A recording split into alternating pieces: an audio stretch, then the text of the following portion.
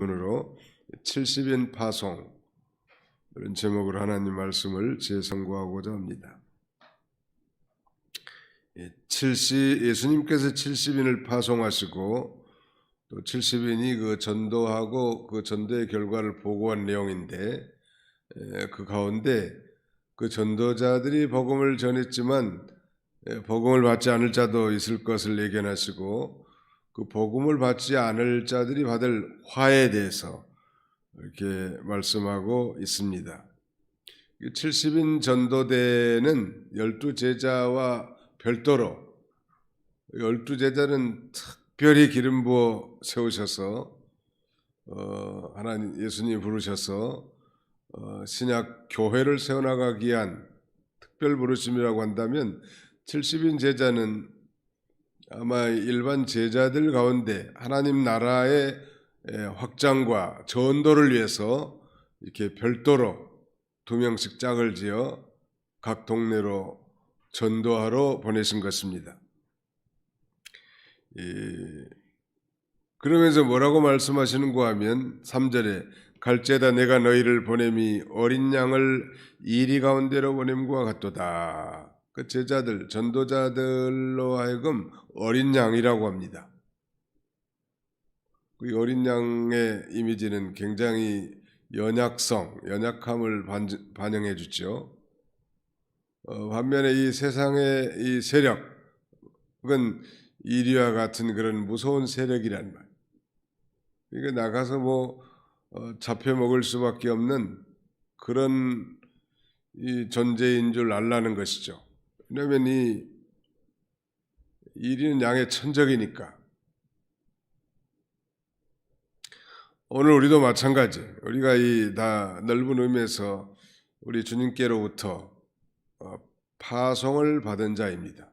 우리가 직분받은 것도 사실은 하나님이 나를 세우셔서 직분을 세우신 줄로 우리가 믿어야 되는데, 방법에 있어서는 사람들이 임명하고 또 추천하고 선택하고 투표해서 직분자들을 세우지만, 그러나 그 배후에는 하나님이 언제나 세우셨다는 것, 이것을 믿는 것이 바른 신앙입니다.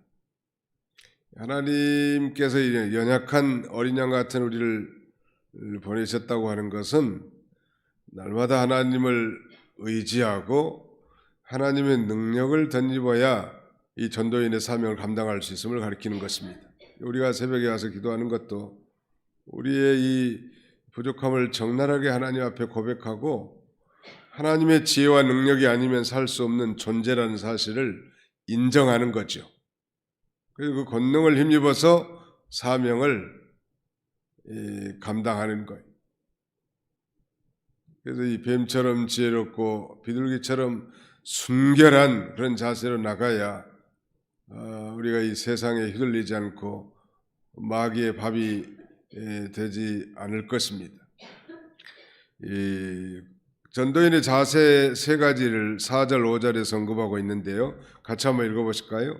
4절 5절 시작. 전대나 배낭이나 신발을 가지지 말며 길에서 아무에게도 문안하지 말며 어느 집에 들어가든지 먼저 말하되 이 집이 평안할지어다 하라. 3가지, 전대나 배낭이나 신발을 가지지 말라. 이 전대나 배낭이나 신발을 갖지 말라는 건 물질을 초월해서 살라는, 어디가 돼 하나님이다 굶겨 죽이겠냐는 말이. 3년 6개월 기근 들었을 때 엘리야 선지자에게 하나님이다 실개천이 흐르는 그런 곳으로 인도하셔서 까마귀를 통해서 이 떡과 물을 공급해 주신 하나님. 아무튼 이 전도인으로서 명령에 순종해서 나가면 굶기지 않는다는 말. 반드시 어떤 방법으로든 이 공개의 손길, 까마귀를 다 보내서 살게 할 줄 알고 물질을 초월하는 좀 더 좋은 조건, 환경, 그런 것도 찾지 말라는 거예요. 오늘 성경은. 하나님의 절대 주권을 믿고 생명을 내신 하나님이 그 생명을 유지할 의식주 문제를 해결해 주지 않겠는가, 이런 믿음으로 나가라는 거고, 두 번째는 길에서 아무에게도 문안하지 말라. 이건 이 전도의 그 시급성을 우리에게 말씀해 주는 것입니다. 아무튼 논의다 끄지 말라는 거예요. 복음을 전하는 일이 중요하고 급하기 때문에 다른 것에 시간을 뺏기지 말라는 것이지, 무례한 삶을 살라는 것은 결코 아니라는 것. 세 번째는 어느 집에 들어가든지 먼저 말하되 이 집에 평안을지어다 하라. 평안을 빌어주라. 아무리 뭐 자기를 대적하고 원수 취급하고 미워한 사람이라도 주님 이 집에 주의 평강이 충만하기를 기원합니다. 그렇게 기도해 주는 게 좋아요. 그래서 그 빈 평안이, 그 평안을 받을 사람이 거기 있으면 그 평안이 그 사람에게 머물지만, 그렇지 않으면 그 평안이 전도자에게 돌아올 것이라고 예수님께서 그렇게 말씀하고 계십니다. 아무튼 이 시대는 추수의 마지막 시기, 이삭을 줍는 시기 같습니다. 이제 뭐 엄청난 70년대, 80년대 같은 엄청난 대붕은 이제 끝난 것 같고, 적어도 우리나라에서는. 그저 어려서 믿다가 실족해 있는 영혼들, 아니 아직 복음을 혹시 듣지 못했던 친지들과 이웃들, 이런 사람들을 건져내는 일을 하는 것 같아요. 아직도 교회는 나오지만 구원의 확신이 없는 사람, 믿는 것 같은데 은혜로 말미암은, 믿음으로 말미암은 그 은혜로 구원받는 진리를 깨닫지 못한 사람들, 이 소위 속죄 신앙을 확신하지 못한 사람들이 너무나 많다니, 종교인들이 많은데 그들로 하여금 성령께서 복음이 믿어지도록 우리가 이 가르치고 전파할 책임은 있는 것입니다. 그래서 우리가 이 일꾼 보내달라고 늘 우리가 하나님 앞에 기도해야 합니다.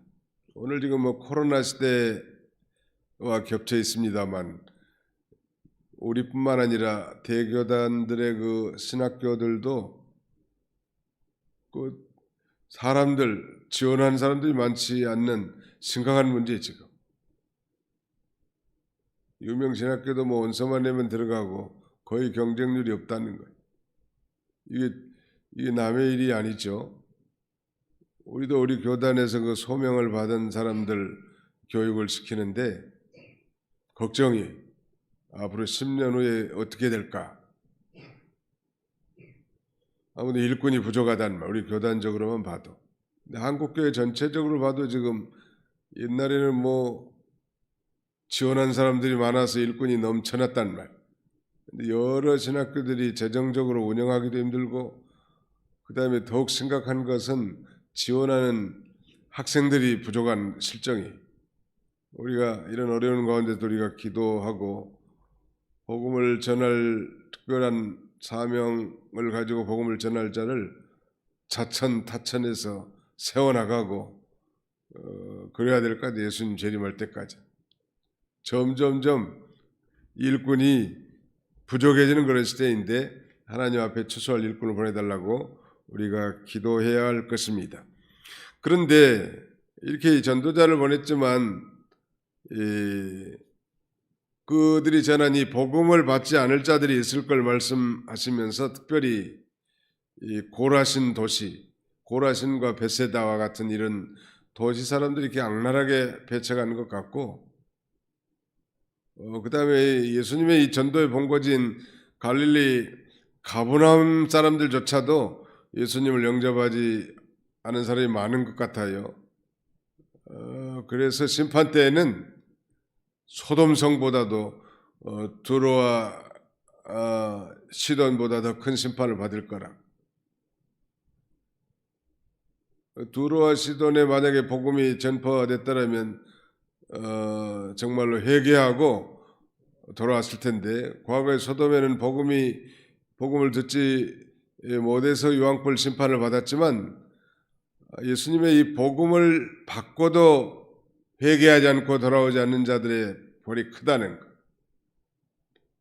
그다음에 가버나움에서 갈릴리에서 많은 능력과 기적을 베풀었는데 이 갈릴리 가버나움 사람들이 믿지 않았기 때문에 여기 보니까 이 가버나움아 내가 하늘까지 높아지겠느냐 음부에까지 낮아지리라 이런 그 심판의 선고를 하고 있습니다.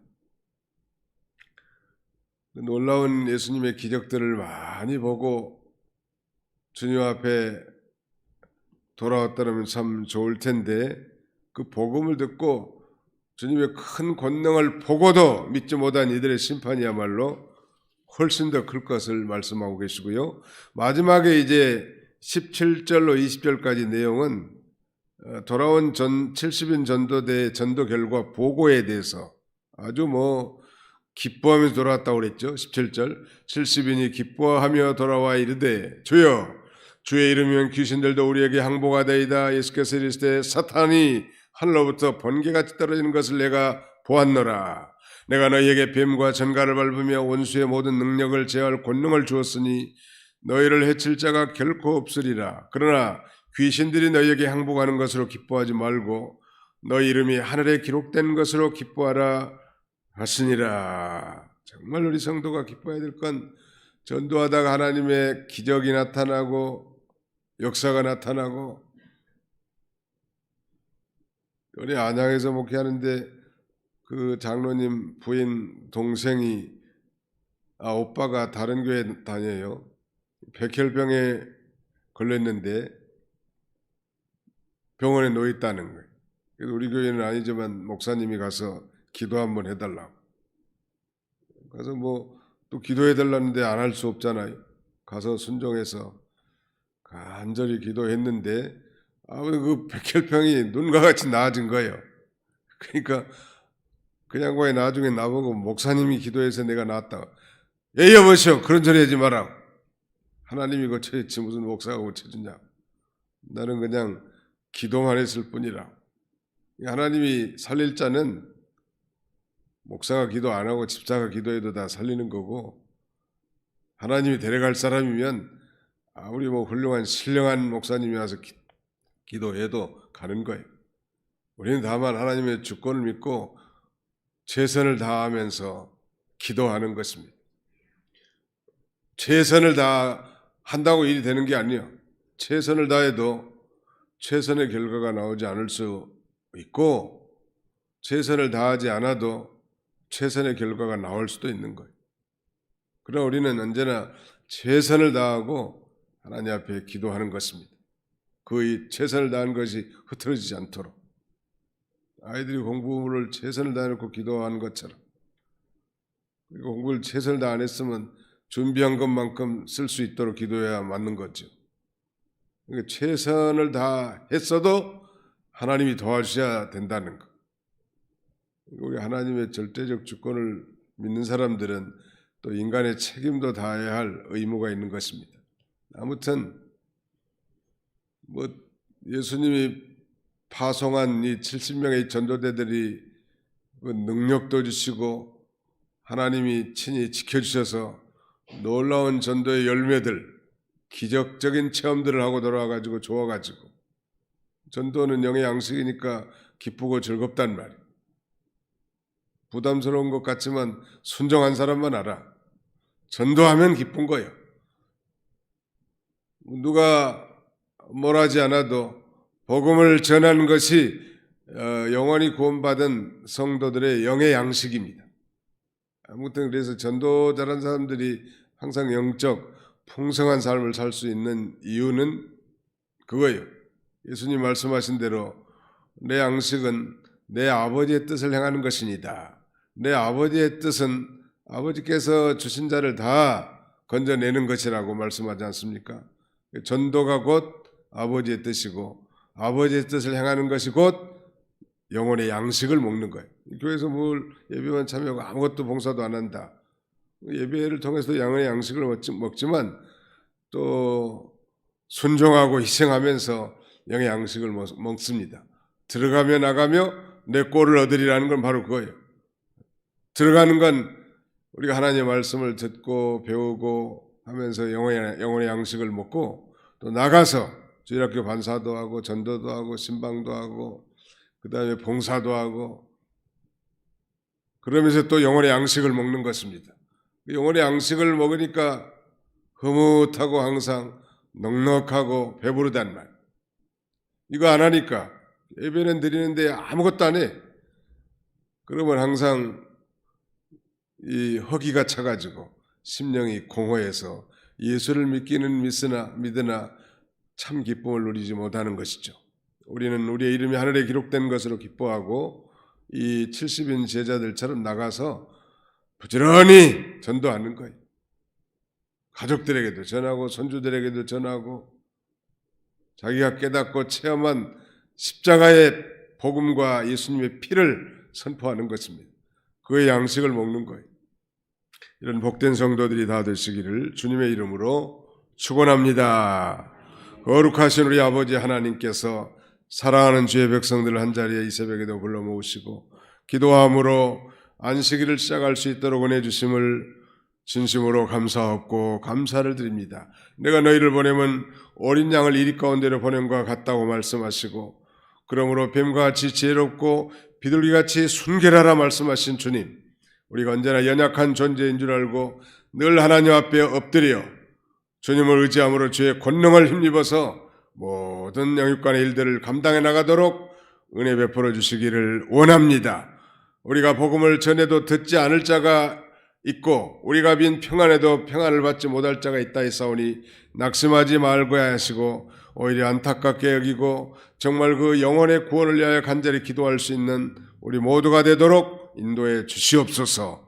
영혼의 양식을 얻는 길은 전도하는 길이라고 했사오니 때를 얻든지 못 얻든지 부지런히 예수님의 십자가와 부활을 전파할 수 있는 아버지 우리 모든 성숙한 성도들이 다 되게 하여 주시옵소서.